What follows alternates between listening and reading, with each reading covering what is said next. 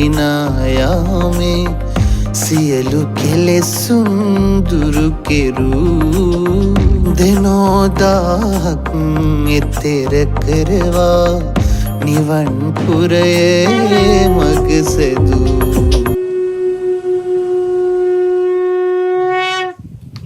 මේ ස්ථානයට වැඩමවා වැඩහිඳ වදාරන පරම පූජනීය වූ අපේ පින්වත් මහා සංඝරත්නයන් අවසරයි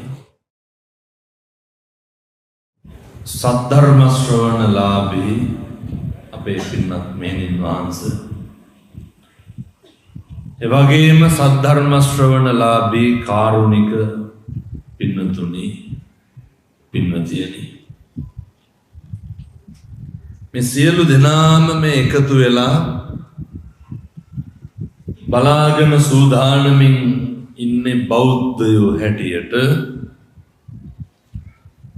ජීවිතේ සිද්ධ කරගන්න පුළුවන් හරි වටිනා පින්කමක් සිද්ධ කරන්න ධර්ම දේශනාවේ දායකත්වයන් දරන අතර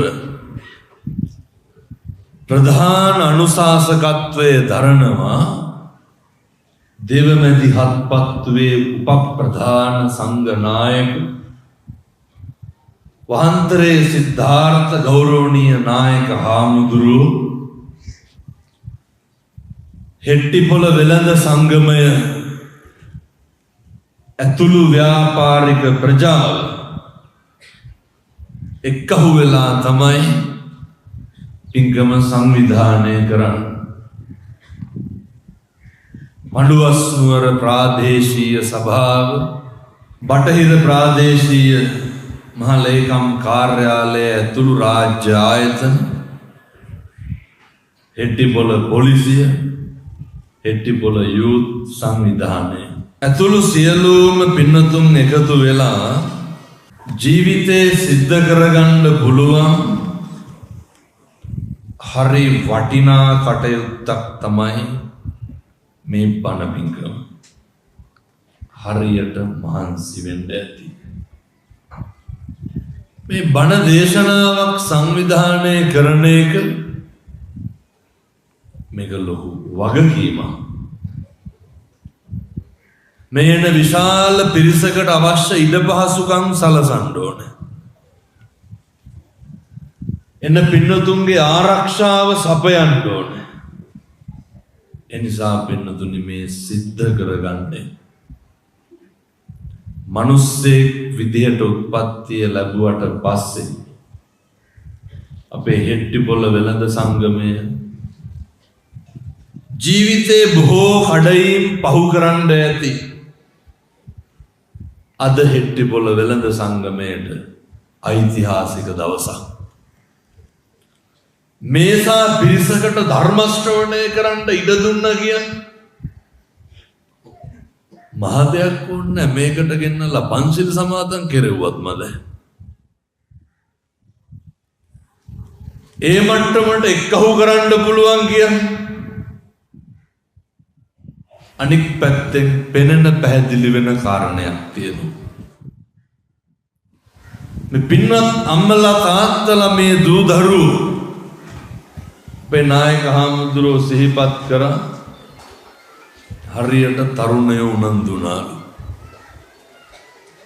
මම ඊයේ බණ කිව්වේ පොල්ගහ පුතුහැර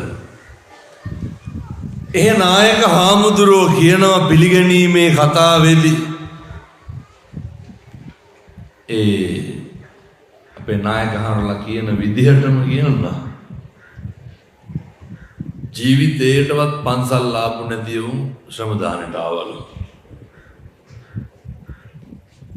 මේ තරුණ දරුවෝ ඒ කරලා නායක හාමුදුරුවෝ මට එනකොට කිව්වා මොක නැතත් ඔය මමත් දේශනා කරන දෙයක් තමයි බණ අහන්න ආපු එකට වඩා වටිනෝ බණ අහන්න හිතිච්ච එක ආපු එකට වඩා වටිනවා හිතිච්ච එක ඔය හිතුණු දේ තමයි ඔය හිතෙන එක තමයි අමාරු වැට උඩට ගණ්ඩනේ අමාරු ඔය මං හින්දා දැන් ගොඩක් හාමුදුරුවෝ බණ කියන්න පටන් අරන් තියෙනවා. දකින්නත් දිනේ හාමුදුරුවෝ බොහෝදේ හරියට ඒක හරි වටිනවා. තම තමන් දන්න දේවල් සමාජයට කියලා දෙන එක. මම අද දැක්කාර කවුද රැස් පේන්නේ නැති කෙනෙක් අර අංජනම් නෙමෙයි ආදාම් බලන කෙනෙක් ඉන්නවා. මට නම වැඩි හුරු නැහැ. මට අපේ රියදුරු මහත්තයා කියනවා මෙන්න මෙයත් බණක් කියනවා. මේ පැය දෙකක් විතර මේ බොහෝ පිරිසකගේ හාමුදුරුවනේ අපේ නායක හාරෝ කිව්වා වගේ කොඩියක් දාන්න හරි පන්සලකට එන තරුණයෝ මේක දැකලා උහුලන්න බැරි පිරිසක් ඉන්නවා. අපේ මේ බෞද්ධ ප්‍රබෝධය දරා ගන්න බැරි පිරිසක් ඉන්නවා. අපේ තාත්තලා සුදු ඇඳලා බණ අහන්න ආවට මොකද? ඕක දරා ගන්න බැරි ලොකු පිරිසක් ඉන්නවා. ඒ සියලු දෙනාටත් අපි ආශිර්වාද කරලා කියන්නේ කොහොම හරි කමක් නැහැ. මේ කාලෙකින් හම්බෙච්ච මනුෂ්‍ය ආත්ම භාවයේ වනස ගන්න නම් එපා. මේ ආත්ම භාවයේ විනාශ කර ගන්න එපා. 2025 අවුරුද්ද ඉවර වෙලා මේ අර සාරංච සාරතෝ ඤත්වා අසාරංච අසාර මේ 2025 ඉවර වෙලා 26 අවුරුද්ද ලබන කොට අපි පුරුදු වෙන්න ඕනේ. මේවා ඉතින් අලුත් වෙන්න ඕන, අලුත් වෙනවා හරියට. අද උදේ මහමුදුරනේ ඔය පන්නල පැත්තේ තරුණයෝ වගේ අක්කාව කියනවා හාමුදුරනේ රුපියල් 80000ක පාසල් උපකරණ අරගෙන ඇවිල්ලා කියනවා මේ බොණ්ඩ එක්ක අහු කරපු සල්ලි කියලා නත්තලට 80000ටම පොත් පෙට්ටි ගෙනල්ලා දරුවන්ට දෙන්න කියලා. එක තරුණයෙක් කියනවා මම අහන්නේ මේකම මදිද? පින්නදුනේ බොණ්ඩ එක්ක අහු කරපු සල්ලි ධනට බිනට දෙන්න හිතෙනවා කියලා කියන්නේ. ඒ තරුණයා කියනවා කිව්වේ මොන බනද නම් දන්නේ නැහැ. හැබැයි යහපතක් නම් වුණා කියලා. සියලු දෙනා මං ඉස්සරහ පොරොන්දු වෙලා ගියා. හැමදාම අපි අවුරුද්දට එකහුව වෙන දවස් තියෙනවා. ඔබ වහන්සේ කියන්නේ වෙනද බොණ්ඩ එක්කහුව වෙච්ච සල්ලි වලින් මොකද කරන්න ඕන කියලා.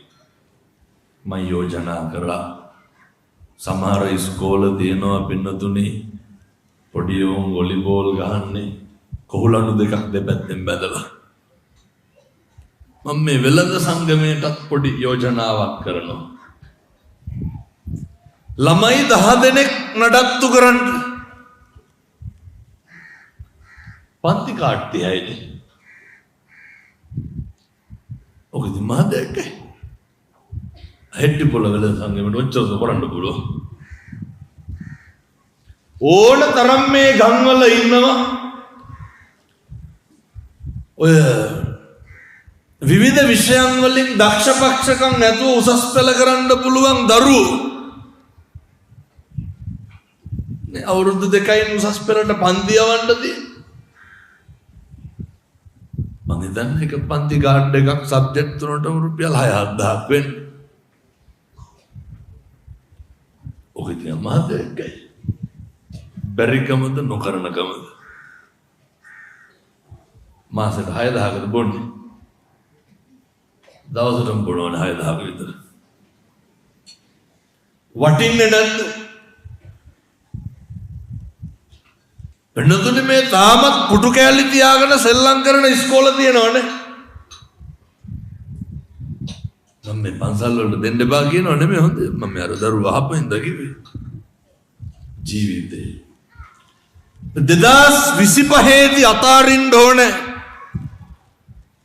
නිසරු නිස්සාරණ දේවල් සියල්ල 25න් අතාරින්න